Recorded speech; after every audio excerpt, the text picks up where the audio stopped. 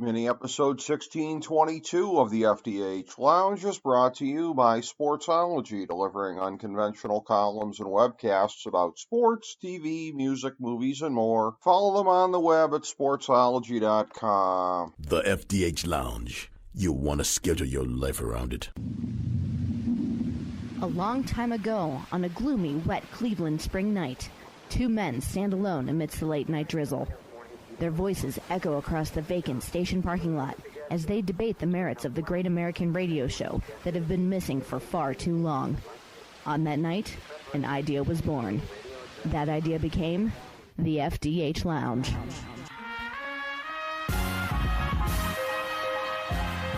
Welcome to the FDH Lounge. Hello, everyone. Welcome to FDH Lounge mini episode 1622. This is FDH managing partner Rick Morris here with one of our favorite FDH Lounge dignitaries, who is also author and Sportsology proprietor, Russ Cohen, our good pal. One of the many things we do with him every year is our 2023 Stanley Cup Final preview. We did a preview of the entire playoffs a couple of weeks back. You can check that out, and I will look to hook up with Russ again for the final review once this is done. But a very interesting Stanley Cup Final coming up here. One that I dare say almost nobody had on their bingo card at the outset of the tournament here. But that's the way that it ended up playing out. And an all Sunbelt Stanley Cup Final. And furthermore, for the league, you had a couple of different elements in here. The fact that it is going to be all on cable with TNT, albeit so happy that five-time FDH Lounge guest Kenny Albert on the call, deservedly so. But the draw of the teams being on cable, there are some things that may kind of hold down the ratings here a bit, particularly in comparison to last year, which was a very star-studded affair. And this year, again, you get a little bit more of the unpredictability of sport. It's the Golden Knights and the Panthers in the final, and who better to break it down with than our good pal, Russ Cohen. Russ, good to have you on, buddy. This is not the final that any of us expected at the outset, but it's going to be a lot of fun to anticipate. I agree. Yeah, thanks, Rick. We all make our picks beginning of the year. Mine didn't hold up long enough, but I did get on the bandwagon kind of early with Florida, not really with Vegas. I saw something in Florida, so at least like in the Sirius XM pool, I'm like 7 for 14. So I still have a chance. It's a decent amount of points if I get the Cup right and the Conn Smythe right. So I'm hopeful. But, other than that, I'm not too bad. Okay, yeah, I think my picks are underwater. This is about the worst I've ever done. And it's one of those things where it's so funny with Florida being, the underdog team coming out of the East, at least in terms of their point total and the way that they, in some ways, kind of underachieved during the regular season. But I'm drawn to what you said about Vegas because I feel the same way. And Vegas was a team that actually led the Western Conference in points. And yet, in my mind, I had, in whatever order, Colorado, Edmonton, Dallas ahead of them. But Vegas is a team, they do it with depth, they do it, and it's so funny to me because you talk about a team taking on the image of the city. This is the furthest divergence from that I've ever seen. Like, this Golden Knights team, they're like wallpaper. I mean, they had an excellent regular season. They're not the team necessarily that you or I expected to make it through because of the star power and the flashiness of some of these other teams. Right. But for the second time since 2018, here they are, back in the Cup Final. Yeah, they do have more stars than they did before, but yes, they're really a hard-working team. That's for sure. I think, a lot of my hesitancy was in the net because I like Logan Thompson, and he just, after that one game where he came back, we never saw him again. So clearly he must have really hurt his groin or something bad like that. So that was it. Jonathan Quick got a game or so, and then they were never to see him again. So it's Aiden Hill. And so I'm honest, I was not on the Aiden Hill train, and it took a little while for me to get some confidence in him. But I have more confidence in Aiden Hill today, or at least the Knights today, than I did at the start of the playoffs. Well, sure. And then on the other side here, you've got a Florida team that was, pretty brutal in net for most of the year. Let's just be perfectly honest here. Regardless of who it was, the numbers really weren't that great. I say for half the season. Yeah. It started to pick up. I guess, yeah. I mean, Alex Lyon's numbers are, a little bit more respectable anyways, but this is just a very interesting thing You don't often see something like this, particularly in net. But Sergei Bobrovsky, who was somebody who has been, let's face it, a disappointment on that contract most of the time since he's been there, being I think he was one of the best goaltenders of the 2010s, really channeling his old self this spring here and coming back in a way that nobody could have anticipated. Right. I mean, we're seeing things in the Bob, as I like to call him. And look, I got to know him a lot in Philly as a rookie and all throughout. And I knew the person who helped translate him, so I used to get some inside information. And so I've always kept an eye on him. And yeah, I felt like last couple of years was a little disappointing for sure. But this year was different because once Spencer Knight had to leave the team for whatever reason that he's still dealing with, I saw a change in Bob. I was like, when Bob is at his best is when, the team has no other option but to keep going with him. And then he usually gets it together, and he did. And then he got sick, and that's when Alex Lyon came in, and that's when things started to change. And it's like, because Bob was doing okay until he got sick, and then Lyon came in and kept it going. And that was the thing that, maybe none of us expected to happen, was to keep it going. And then, of course, eventually Bob comes back in, and then you're like, this team could make the playoffs. And, thanks to the Pittsburgh Penguins, they made the playoffs. So that's the way sports is sometimes. And that's what's great about sports, is that you can have these kinds of things happen, and you and I can be completely wrong. And I bet the Bruins. But then after that, I never wavered from the Panthers because I saw something and I was like, okay, I see it now. But they had to prove it to me. They had to beat, the Bruins, and they did. Yeah, and they came back from down 3-1, and it's one of these things where, again, based on the history that I'm about to indicate here, Boston fans should feel optimistic going into next year, although I think with the aging curve of that team, they shouldn't feel optimistic regardless of what I'm about to say. But President's Trophy winner coming back and doing it the year after a very disappointing playoff loss. Of course, Bob's a guy that is very popular in my home state of Ohio, a very beloved player for many years with the Blue Jackets. And it's a thing where you go back to 2019, definitely the highlight of his run there was taking out Tampa Bay, the prohibitive favorite in round one, in a sweep. Tampa Bay bounces back to win the Stanley Cup the next year. That was compared in many quarters to what happened with my Red Wings in 96 and in 97, having the historically great regular season in 96, couldn't get past Colorado, won it the next year. So Florida, while what happened to them last year, it wasn't a disappointment on the level of the other two teams, but it was still a thing where it was a President's Trophy team that gagged, and it really went over poorly as far as with the fan base and everything like that. Sour taste in their mouth. You look at the history of it, and Detroit and Tampa Bay coming back to win the next year. That's one of those things, if you're just looking for one of these factors here, motivation has to be a strong part of what has carried Florida to this point, the disappointment of last spring and summer. And again, the other two teams I just alluded to in this situation went on to get the job done in the final. Right. And yeah, those are good numbers and things to look at. It's a different world to this year. Okay. I just feel it. We have two teams that, one of them is going to win it for the first time, right? Yep. You got one team that has never really experienced a down season. Yeah, they didn't make the playoffs last year, Vegas, but they've been acting like a team that's been around for 20 years, and they haven't been around 20 years. So right. They've had tons of success, though, for their entire existence. And, at some point it's going to go south. Like, that's the way sports is. But right now it's not.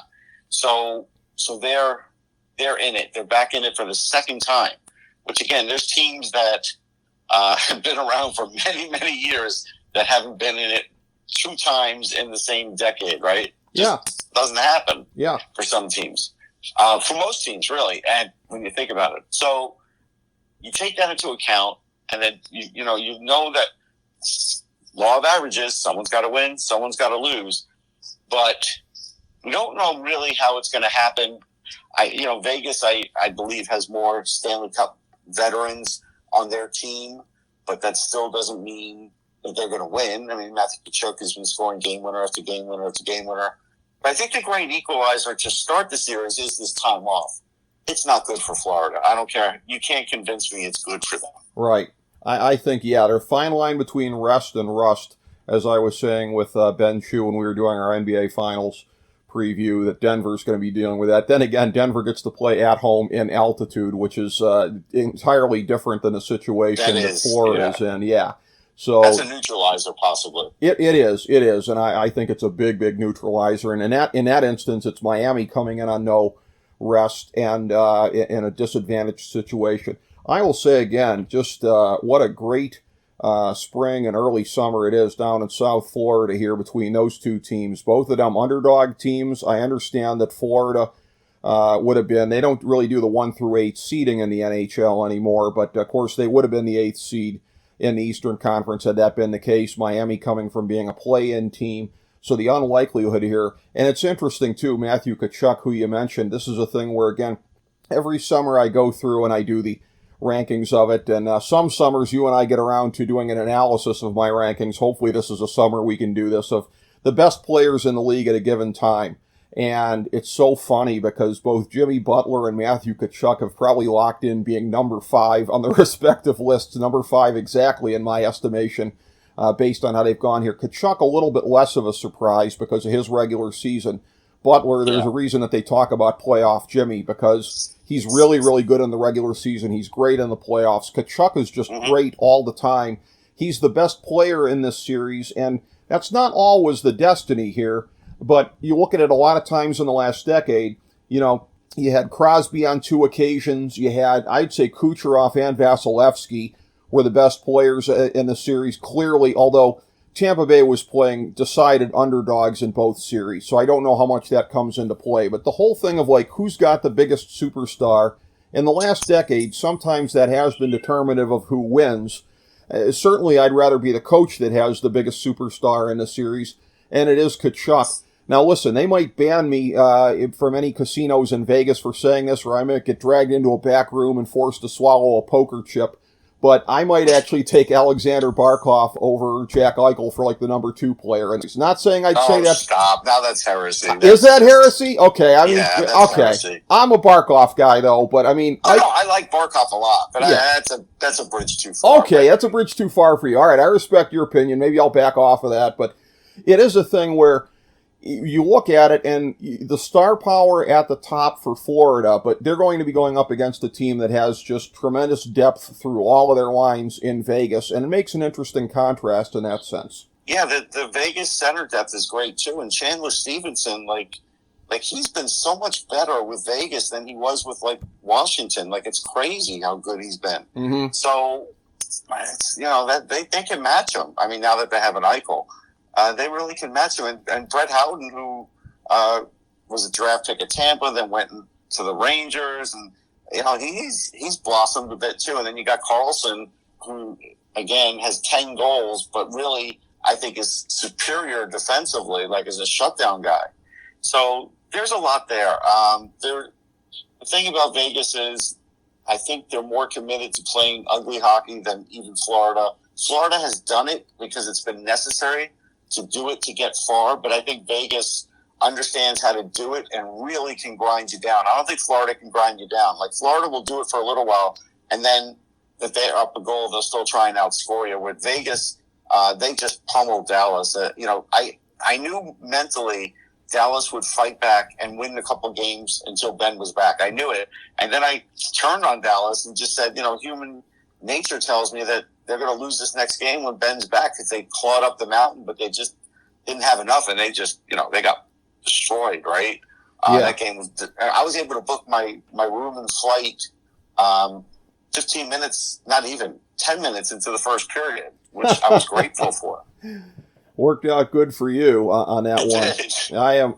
I am so happy for you getting to see the start of the series out there, because I said to you off here at the beginning when I asked you if you were going to be going to any games, and I said you can't lose going to either place, especially this time of year. But yeah, I am happy for you. I'll be looking for you in the crowd. And I've been to Sunrise. I've been to Sunrise a couple of times. Yeah, had never been to the new arena in Vegas, so that was another reason too. Okay, but also scheduling. There's a whole host of reasons. I've got all kinds of stuff going on. Well, that is tremendous. And one of the things that I always like to do in any kind of championship preview here is if I can find some kind of angle to this that I don't hear anybody else talking about. Sometimes it'll be the sports An history. angle or a gimmick? An angle? Well, you know, with me, Russ, it's always a fine line, right? One man's angle is another man's gimmick.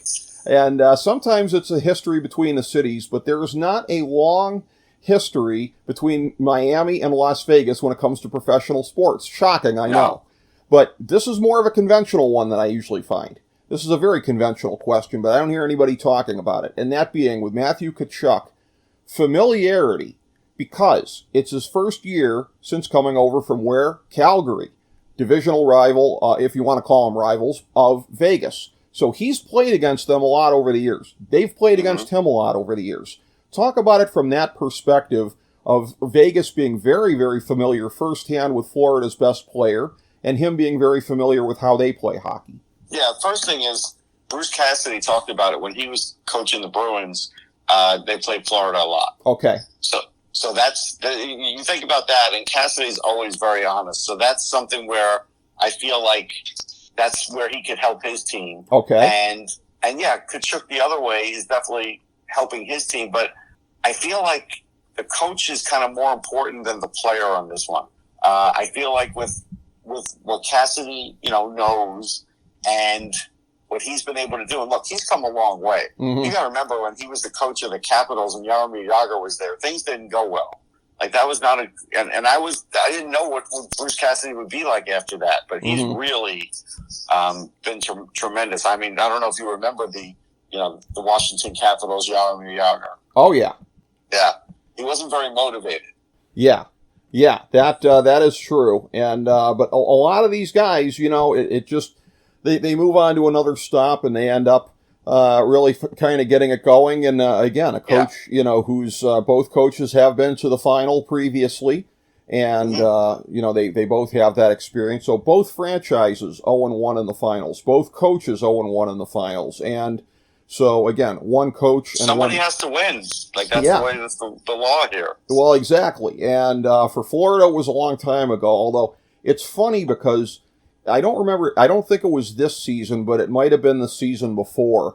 Where I remember in one of these years I actually picked Florida before the beginning of the season to make the final. So sometimes I'm a year ahead on some of these teams or so. And oh no, I did that too. And then took it on the chin. So not to win it all, but I think to at least be in the conference finals, maybe come out of the East.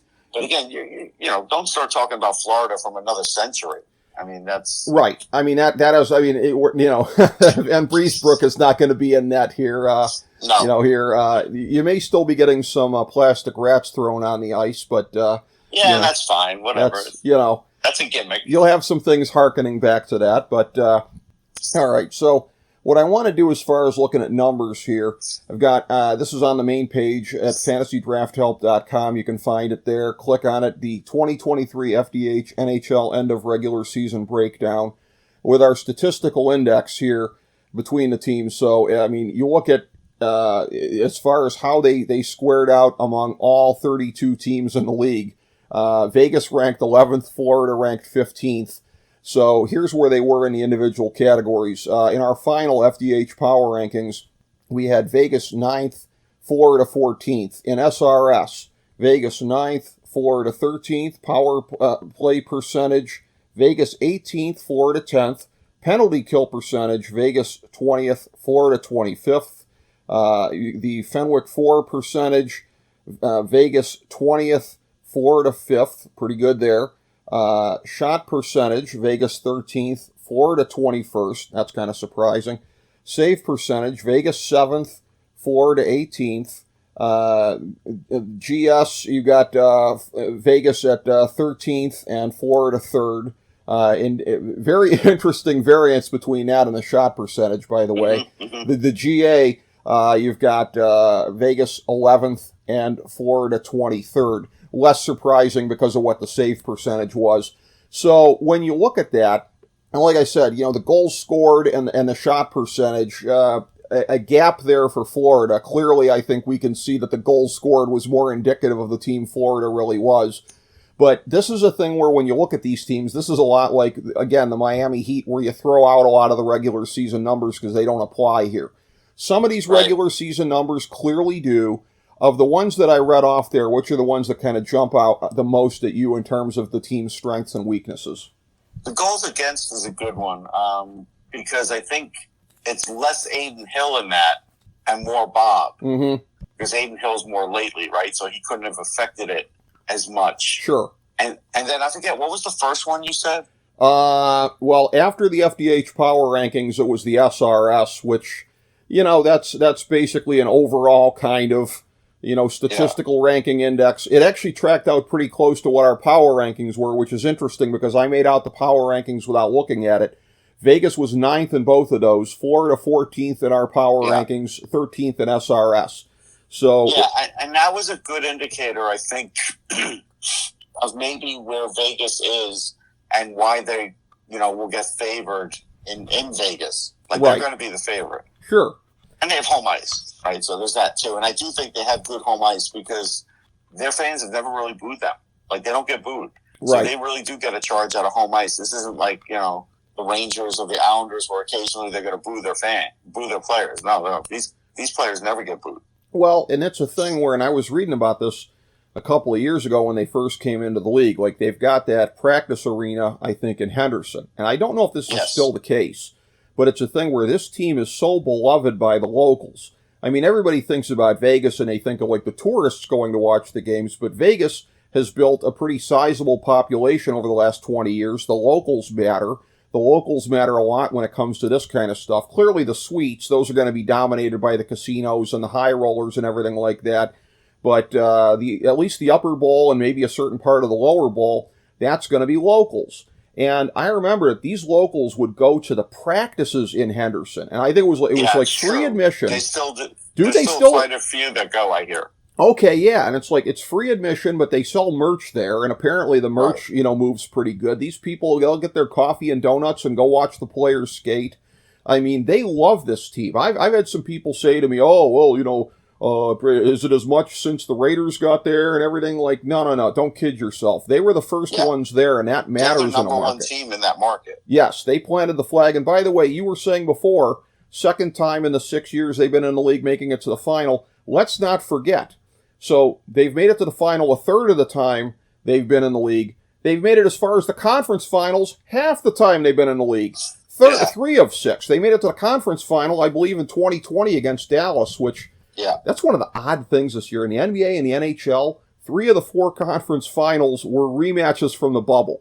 So everybody that said the bubbles were so fluky in both leagues that year, I guess can go choke on that because you got rematches that... Well, they were fluky. See, here's the dividing line on that. Okay. They weren't fluky with how they ended up. Okay. They were fluky with some of the entrants. Okay. It was kind of like, some of the entrants were kind of like when Vince McMahon would invite back 2 or 3 people to the Royal Rumble, and you knew they would get like these primo spots in the Royal Rumble, right? Well, I mean, the Islanders limped in to the bubble. Okay. There were teams that were just, they're not going to make the playoffs that made the bubble. Right. Like that's what I'm talking about. Okay.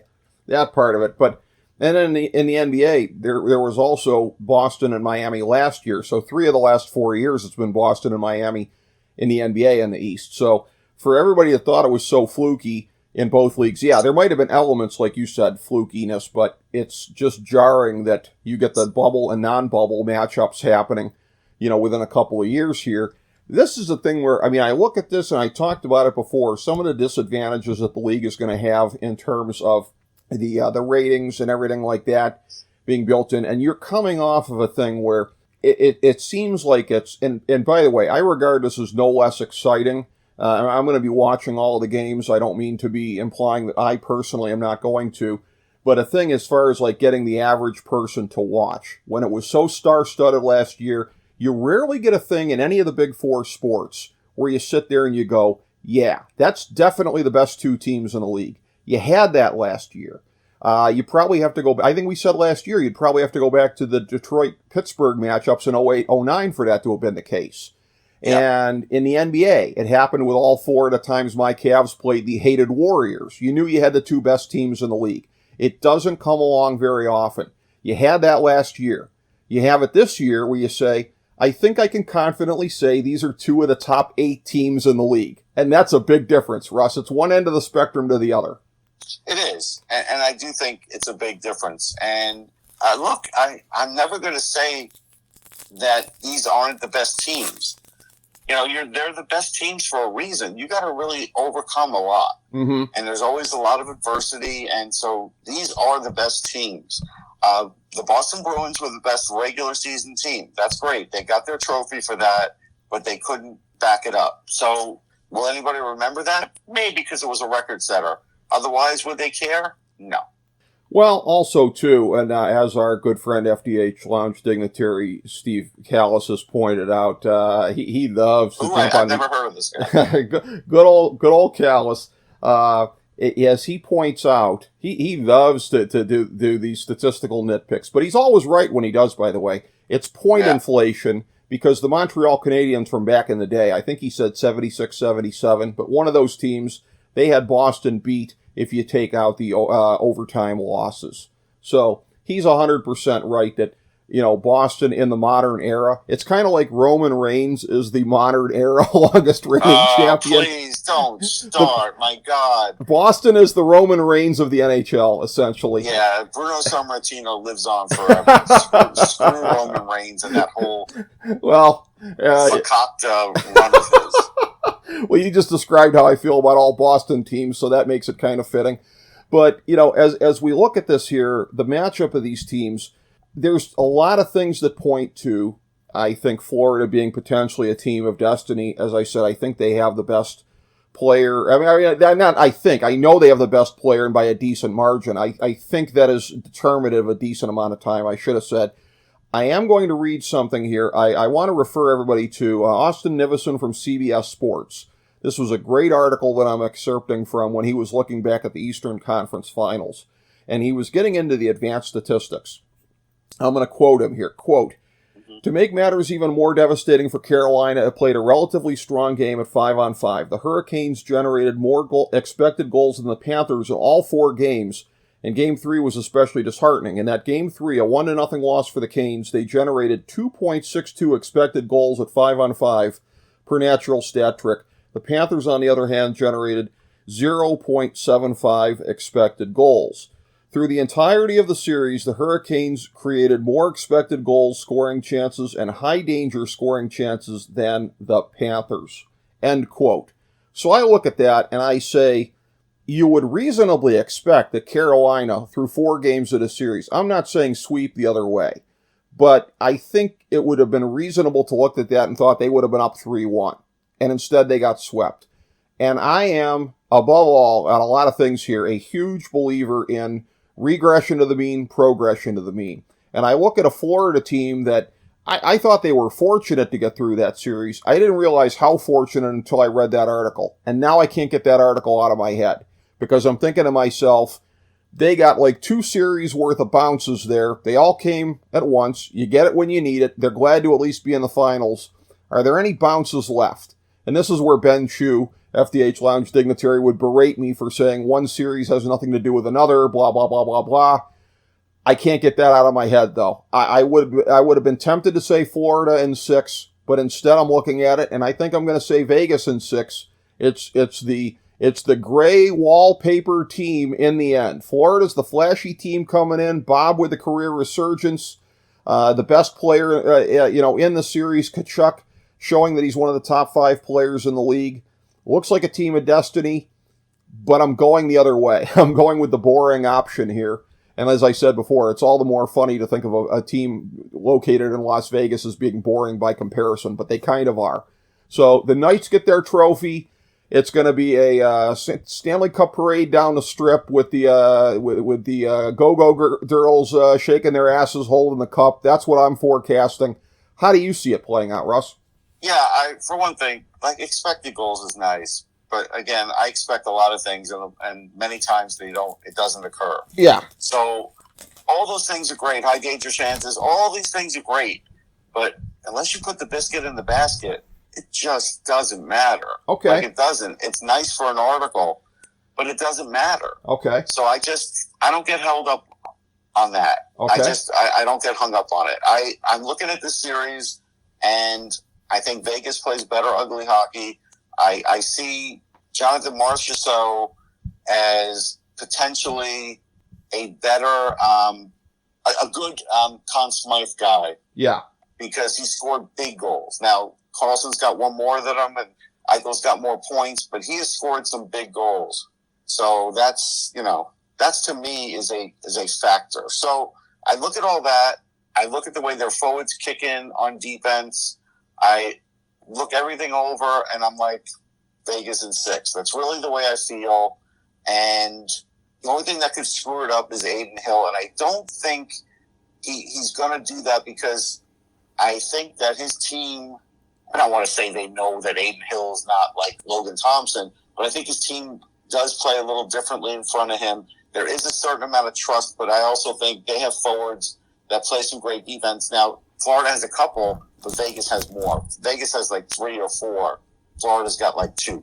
Yeah. And sometimes the forwards have to kick in, That's true. And in looking at this, it would have been my instinct to say if Vegas wins that it's probably Eichel to take the Conn Smythe because I think they're going to need that kind of a performance from him. But I'm going to defer to you. I'm going to agree much so as well because I just see it in my mind's eye, right? Like a lot of times in life it plays out this way. Like the guy in the final comes back to beat the team that cast him off to the expansion team. I mean, it kind of writes itself, right? So the writer in me says I'm going to agree with that scenario. As you said, he's already had the kind of playoffs leading up to this to where it would be plausible for that to be the case. So both of us saying Vegas in 6, both of us agreeing on the Conn Smythe. I don't think that's necessarily happened too many times we've done these where we've landed on the same place in both of those, but we do.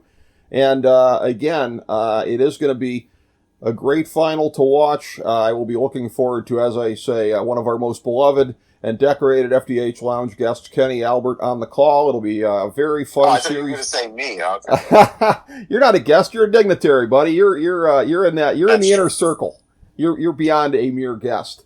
But that is, and very, very happy to have you out there in Vegas. I will be thinking of you and smiling as this goes along here. So enjoy covering it there, my friend. And this is going to be, I think they're going to give us a lot to talk about afterwards.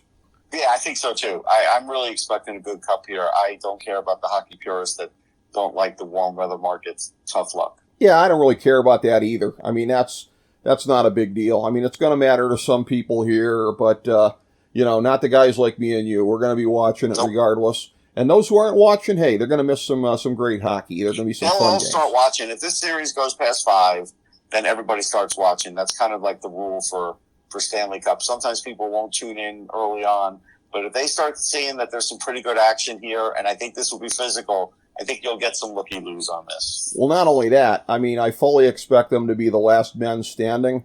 As somebody where I went out on a little bit of a limb here for my NBA Finals preview, and I picked Denver in 4. So if that's the case... Oh, wow. Yeah. Well, here's the thing. They're taking the first 2. You know that. There's like zero doubt whatsoever they're taking the first 2. I told people to bet the Heat, though, because I think the odds will be good. Well, here's the thing. Like, I think they're at least 50-50 in Game 3. They're no worse than 50-50 to go in because I didn't think there was any way they'd roll into L.A. and sweep them, and I was wrong. Right. I am not going to make that mistake twice because I said Denver in 6, and it ended up being Denver in 4. If Miami doesn't win that game, I'm sorry, it's not going to, it's not going to be like Denver is not going to roll over like the Celtics did and let the Heat take 3 straight. No, I mean, Jokic's a great player. He might not be Dan Issel kid, but Jokic's a great player. You never know. Jimmy Butler is he is volatile. Like Matthew Tkachuk is volatile. Yeah. So you never know if he starts getting crazy. Never can say never. True, but I think they're probably going to be putting Aaron Gordon on him, and that's going to be a very, very difficult challenge with his length. You know more than me. Trust me, I'm a novice with the NBA now. Yeah. Yeah, but that's my point being on this. If I'm right about the sweep, then you're going to have people hungry to watch something other than the constant stream of NMLB that's available right now. So they're not going to watch the Indians, that's for sure. Well, sadly, they don't even exist under that name anymore. That's defunct. But I'm sorry, I meant the Guardians. That's so funny. Well, that's another sob story for another day. But as always, Russ Cohen, a real pleasure. Thank you so much. I look forward to catching up with you again after the final. And thank you, everybody, for checking out FDH Lounge Mini Episode 1622.